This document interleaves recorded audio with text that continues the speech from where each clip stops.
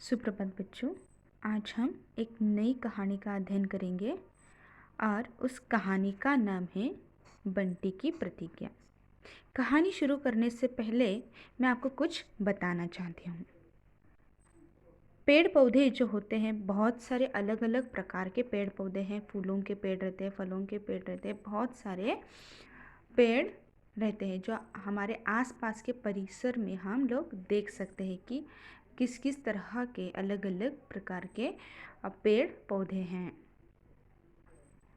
उन पेड़ पौधों से हमें बहुत कुछ मिलता है, जैसे कि सबसे महत्वपूर्ण जो हमें पेड़ों से मिलता है वो है ऑक्सीजन, जिसे हम प्राणवायु भी कह सकते हैं।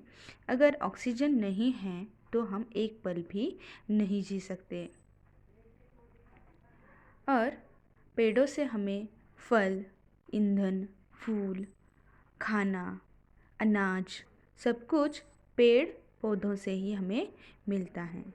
इसीलिए हमें पेड़ों को लगाना चाहिए, ना बल्कि उनको तोड़ना चाहिए। अगर हम एक पेड़ तोड़ते हैं तो उसके बदले में हमें 2 पेड़ तो ज़रूर ही लगाना चाहिए। पेड़ों को हमें कभी भी नष्ट नहीं करना चाहिए, उनको कभी भी दुख नहीं पहुंचाना चाहिए। और यह कहानी जो है वह बंटी की, यानी एक छोटे लड़के की कहानी है, स्कूल की कहानी है। और इस कहानी में भी पेड़ों को नष्ट क्यों नहीं करना चाहिए और पेड़ हमें क्या क्या मदद करते हैं। अगर पेड़ ही नहीं होते तो हम एक पल भी जी नहीं सकते। आज हम इसी कहानी का अध्ययन करेंगे। आज बच्चे बहुत खुश थे। विद्यालय की तरफ से सब आज पिकनिक पर जा रहे थे। कोई चिप्स के बहुत सारे पैकेट लाया था तो कोई सैंडविच। कोई अपने टिफ़िन बॉक्स में पराठे देखकर दुखी था तो कोई बर्गर देखकर खुश हो रहा था। बच्चों, जल्दी से अपना अपना सामान लेकर एक लाइन में खड़े हो जाओ, शिक्षिका ने कहा। देखिए, यहाँ पर जैसे कि आपकी हर साल पिकनिक चली जाती है। स्कूल से पिकनिक को हम किसी अच्छे जगह पर जाकर मौज मस्ती करके आते हैं। हमारे घर के भी लोग खुश होकर हमें पिकनिक के दिन बहुत अच्छा अच्छा टिफ़िन में देते हैं, खाने के लिए देते, पिकनिक के लिए चिप्स देते हैं, कुरकुरे देते हैं। और आपको जो भी पसंद है खाने के लिए, चॉकलेट्स, सैंडविच, बर्गर, चिप्स, बहुत सारी तरह के हमें भी मिलते हैं। इसी तरह यहाँ पर जो बंटी है उसके स्कूल की भी पिकनिक जा रही हैं और शिक्षिका सबको एक लाइन में आकर खड़े होकर एक एक करके बस में चढ़ जाओ करके वो शिक्षिका बच्चों को बोल रही हैं।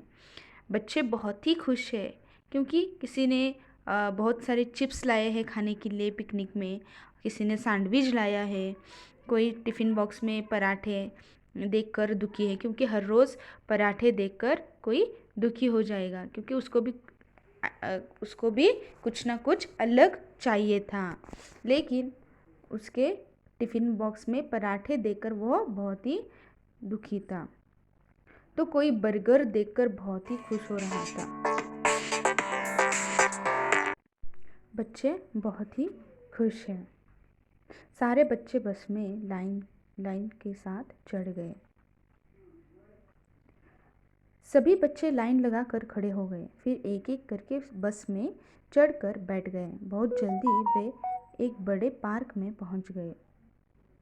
पार्क बहुत सुंदर था। चारों तरफ फूलों के पौधे, तालाब, झूले व भूलभुलैया थी।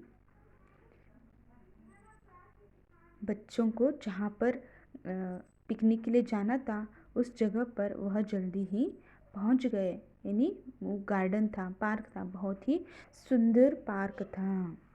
चारों तरफ फूलों पौधों के तालाब, झूले, अलग अलग प्रकार के पौधे, फूलों के, भूलभुलैया थी।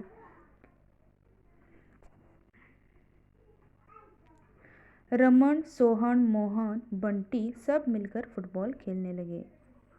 जब वे खेलकर थक गए तो सूरजमुखी फूल की क्यारियों के पास गए। रमन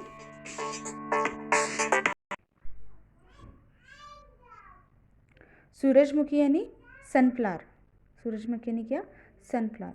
सूरजमुखी फूलों की क्यारियों के पास जहाँ पर सूरजमुखी के पौधे लगाए गए हैं वहाँ पर रमन, सोहन, मोहन और बंटी फुटबॉल खेलकर थक जाने के बाद वहाँ पर जाकर बैठ गए। ये देखो यह फूल कितना सुंदर है, यह कहकर बंटी ने फूल तोड़ना शुरू कर दिया। यह कहकर बंटी ने फूल तोड़ना शुरू कर दिया। आपने देखा होगा कि गार्डन में, पार्क में जगह जगह पर बोर्ड लगाए जाते हैं कि फूलों को पकड़ना मना है, फूलों को तोड़ना मना है, पेड़ों को तोड़ना मना है। जैसे अलग अलग सूचनाओं के बोर्ड पार्क में, गार्डन में लगाए जाते हैं। लेकिन यहाँ पर देखिए कि पार्क में आकर कितने सारे सुंदर जो सूरजमुखी फूल है वह बंटी फूलों को तोड़ना शुरू कर देता है।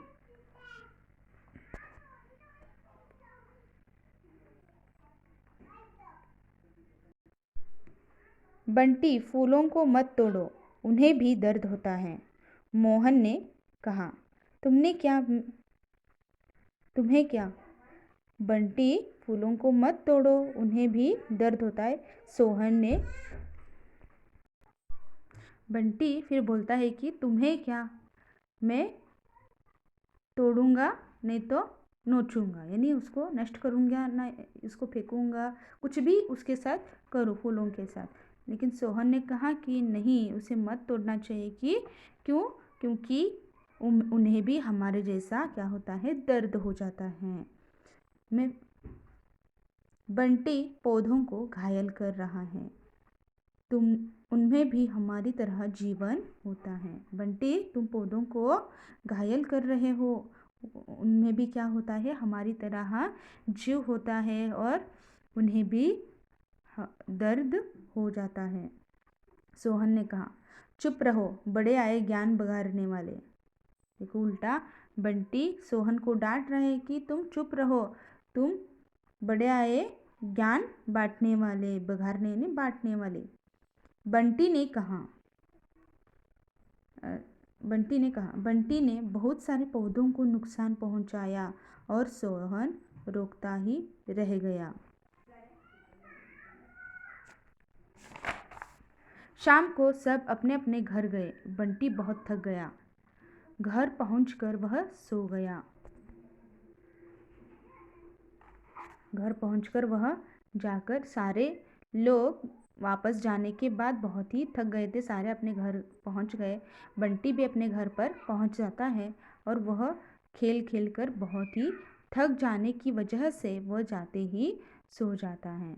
उसने सपना देखना शुरू कर दिया। देखिए नींद में हम सपने देखते हैं, सपने में कुछ घटनाएं घट जाती है। उसी तरह बंटी के दिमाग में यानी सपने में भी उसने भी सपना देखना शुरू कर देता है कि उसने सपना देखना शुरू किया कि वह उसी पार्क में खड़ा है, पर वहाँ उसके अलावा कोई नहीं है। वह एक फूल तोड़ने के लिए हाथ बढ़ाता है, पर तभी उसे पैरों में चुभन महसूस होती है। देखिए जहाँ पर वो गया था, यानी पिकनिक के लिए किस पार्क में गया था, वही पार्क उसके सपने में आया है। लेकिन उसके साथ और मित्र और स्कूल के बच्चे नहीं हैं, बल्कि वो अकेला ही पार्क में है। यह एक बंटी का सपना है। वह एक फूल तोड़ने के लिए हाथ बढ़ाता है। वह सपने में एक फूल तोड़ने के लिए हाथ बढ़ाता है, तभी उसे पैरों में चुभन महसूस होती है, यानी उसके पैर में कुछ चुभ जाता है और उसे दर्द हो जाता है। उसे अपने पैरों के पास गुलाब का पौधा दिखता है। उसे अपने पैरों के पास एक गुलाब का पौधा यानी पेड़ दिख जाता है। अपने कांटों को उसने पैरों में चुभा रहा था। गुलाब के पेड़ को कांटे रहते हैं, वो कांटे फूल बंटी के पैर में घुसा रहा है। बंटी के पैर से खून निकलने लगा। तभी कहीं से एक नारियल उसके सिर पर गिरा और वह चकरा कर गिर पड़ा। तभी कहीं से उसके नारियल जोर से सिर पर गिर जाता है और सिर पर लगने की वजह से चकरा कर वो गिर पड़ जाता है।